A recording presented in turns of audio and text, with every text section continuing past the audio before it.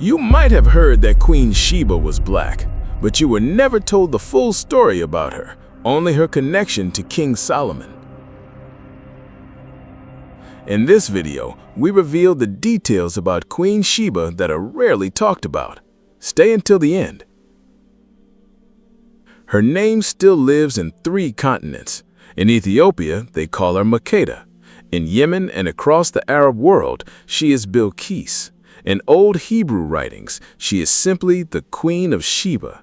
3 names, 3 regions, 1 woman who ruled a kingdom so wealthy that traders crossed deserts just to whisper her name in the marketplaces of Egypt, Persia, and beyond. Let's talk about who she really was. Somewhere between the highlands of East Africa and the southern tip of Arabia, there was a kingdom called Sheba, or Saba, depending on who you ask, and depending on which side of the Red Sea you were standing on. This land sat right on top of one of the richest trade routes the ancient world had ever seen. Frankincense, myrrh, gold, spices, ivory, rare woods, precious stones pulled from the earth in the highlands. These weren't small items traded for pocket change. These were treasures that every temple, every palace, every wealthy household from Egypt to Babylon wanted for themselves and were willing to pay heavily to get. And whoever controlled that trade route controlled real power. That's the world Sheba was born into. Now, historians still argue about exactly where her kingdom sat. Some say it was in the southern part of the Arabian Peninsula in what is now Yemen.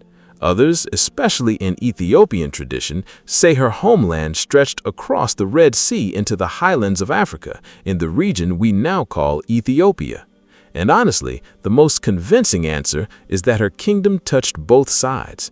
Sheba wasn't confined to one small patch of land. Her influence moved across water, across mountains, across long stretches of sand that most people back then would never dare to cross alone. She wasn't ruling a village, she was ruling an empire that connected 2 continents, 2 coastlines, and 2 very different worlds, the African highlands and the Arabian desert, under one crown. Picture her kingdom for a second.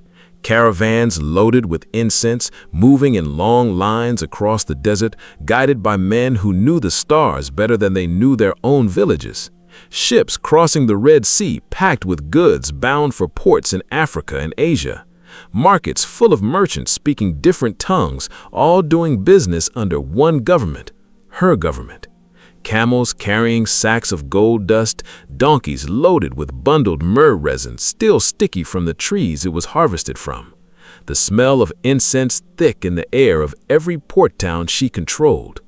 This wasn't luck, this was leadership, built over years, protected through careful decisions. Sheba grew up around power.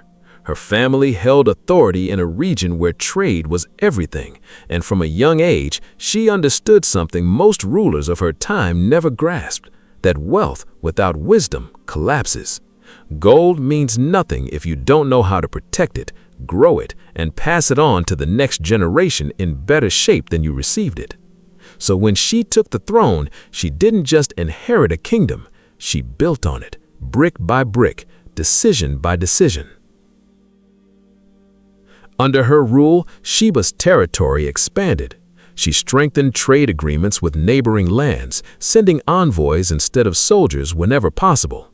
She built up her army not to conquer for the sake of conquering, but to protect her caravans, her cities, and her people from raiders who wanted to steal what her kingdom had worked so hard to build over generations. She understood something simple but powerful. A kingdom that cannot defend its wealth will eventually lose it to someone who wants it more. Her capital city, according to tradition, was a marvel for its time. Stone buildings rising out of dry earth, irrigation systems that carried water across dry land, turning parts of the desert into farmland that could feed thousands. Dams that controlled flooding during the rainy season and stored water for the long, dry months that followed. In fact, some of the ruins believed to be linked to her kingdom's engineering, including massive dam systems in ancient Yemen, structures that held back entire rivers using nothing but stone, mud brick, and careful calculation, still amaze archaeologists today. These weren't primitive structures thrown together by guesswork. These were built by people who understood how to work with their environment, not just survive inside it. Sheba's people weren't wandering through the desert hoping for rain to fall. They were engineering their way through it, season after season, generation after generation. Temples in her kingdom were built to honor the moon god worshipped across the region at that time, and inscriptions carved into stone during this era described kings and queens who ruled with careful record-keeping, taxes tracked, trade routes documented, land divided and measured. This wasn't a kingdom running on guesswork. This was a kingdom with structure, with systems, with a government that functioned long after any single ruler was gone. And she wasn't a distant ruler either. Accounts passed down through generations describe her as a queen who traveled her own lands, who inspected her own trade routes, who sat with her own people. She didn't just sign decrees from behind palace walls and let others handle the details. She rode through her territory. She walked her markets. She knew her land because she moved through it herself, spoke with her merchants herself, and understood the daily struggles of the people she ruled over. That's rare for any ruler, in any century, in any part of the world. Now, let's talk about her wisdom, because this part of her story gets buried under everything else people focus on when they hear her name. Across nearly every tradition that mentions her, Ethiopian, Arab, Hebrew, one thing stays the same. She was known as one of the sharpest minds of her time. Not just clever, not just quick with words in a conversation. She had the kind of understanding that let her read people, read situations, and make decisions that protected her kingdom for years at a time, decisions that other rulers could only hope to match. Rulers from other lands sent messengers to test her intelligence, hoping to catch her off guard, hoping to expose some weakness they could use against her kingdom later.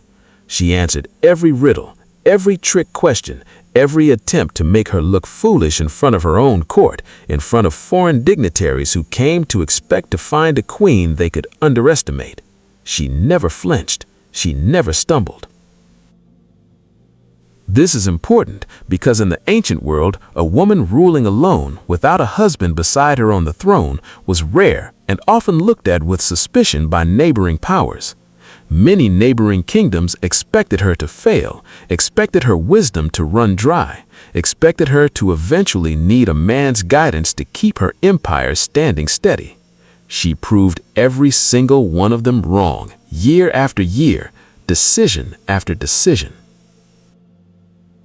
Her kingdom thrived not because someone else guided her hand from behind the throne, but because she guided it herself, with her own judgment, her own instincts, her own understanding of what her people and her land actually needed. Let's talk about her children, because this part of her story gets buried under everything else people focus on when they hear her name. Ethiopian tradition holds that she gave birth to a son who would go on to shape one of the most important dynasties in African history. This son grew up watching his mother rule with strength and clarity, watching her handle foreign dignitaries, settle disputes among her own people, and make hard calls when her kingdom's resources were stretched thin. That upbringing shaped him into a leader in his own right, someone who understood from childhood what real responsibility looked like. According to the Kebra Nagast, the ancient Ethiopian text that preserves much of her story and has been protected and passed down by Ethiopian scholars for centuries, her son eventually took the throne after her, carrying her legacy forward into a new era for the kingdom. This line, according to Ethiopian royal tradition, became the root of the Solomonic dynasty, a line of Ethiopian rulers who traced their power all the way back to Sheba herself. Think about that for a second. A woman's bloodline shaped the leadership of an entire nation for centuries and centuries afterward. Ethiopian emperors, all the way up to the 20th century, pointed back to her as their ancestor. Not a small side note in someone else's story, the actual foundation of a royal line that lasted thousands of years, through wars, through changing borders, through shifting religions, and still held on to her name at the root of it all. She didn't just raise a son, she raised a legacy that outlasted empires around her. Now, let's talk about her empire's reach, because Sheba's influence went far beyond her own borders, further than most people today realize. Her kingdom controlled access to the incense root, and if you don't know what that means, let me break it down simply. Frankincense and myrrh were some of the most valuable substances in the entire ancient world. They were burned in temples across Egypt during religious ceremonies. They were used in Israel for sacred rituals. They were traded as far as Rome centuries later, carried across thousands of miles just to be burned in a single ceremony. And where did most of it come from? Southern Arabia and the Horn of Africa, Sheba's territory, her land, her people harvesting it from trees that grew almost nowhere else on earth. This gave her kingdom something priceless: leverage. Every civilization that wanted incense for their gods, for their temples, for their royal ceremonies, had to go through her lands, pay her merchants, and respect her authority whether they wanted to or not. She used that leverage wisely. Instead of hoarding wealth just for her own palace and her own comfort, she reinvested in her kingdom. Roads were built to move goods faster between cities. Wells were dug to support travelers crossing dry stretches of land where death by thirst was a real and constant danger. Her cities grew because trade flowed easily, safely, and consistently under her protection, and merchants knew that doing business in her territory meant doing business without fear of losing everything to bandits or corrupt officials. Merchants spoke of her kingdom with a kind of respect usually reserved for the largest empires of the time, not because her land was the biggest on the map, but because it was the most stable, the most predictable, the safest place to move valuable goods through. And stability in the ancient world was everything. Kingdoms could rise fast and fall even faster if their rulers couldn't keep order within their own borders. Sheba kept order for decades through careful governing and constant attention to her people's needs. Let's talk about her cities for a moment, because a kingdom this wealthy needed places built to match its importance. Her capital is believed to have held grand structures, temples with carved stone walls, palaces built to receive foreign dignitaries in a way that showed the strength and wealth of her rule without a single word needing to be spoken. Visitors arriving in her territory would have seen organized streets, working irrigation, markets stocked with goods from 3 different continents, and a population that lived with a level of order rare for that era. This wasn't a scattered collection of villages loosely connected by trade. This was a functioning civilization with laws, with infrastructure, with a government stable enough to last generation after generation. Let's talk about her appearance and identity too, because this matters, especially since so much of her story gets whitewashed or erased or reshaped depending on who happens to be telling it. Ethiopian tradition describes her clearly as an African queen, ruling from African soil, with deep roots in the Horn of Africa. Ancient depictions and oral histories from the region describe her with dark skin, tightly coiled hair, and the regal bearing of African royalty. This isn't a modern claim added later to make history feel more inclusive or more balanced. This comes straight from the oldest surviving traditions about her, passed down through generations of Ethiopian scholars, priests, and royal historians who protected her story long before outside interpretations ever tried to reshape it or soften it or erase her origins altogether. She was a black queen ruling a black empire, and that empire stood as one of the wealthiest, most respected kingdoms of its era, recognized by civilizations on multiple continents. Her story spread because people who met her never forgot her. Traders carried tales of her wisdom across borders, repeating stories of her sharp mind at campfires and in marketplaces hundreds of miles from her palace. Her name reached royal courts in Egypt, Persia, and beyond, not through conquest, not through fear, but through reputation earned over years of steady, capable rule. Now, here's something people rarely bring up: her role in shaping religious and cultural traditions across multiple regions, traditions that still exist today. In Ethiopia, she's tied directly to the belief that the Ark of the Covenant eventually made its way to Ethiopian soil, protected and guarded by her descendants for generations.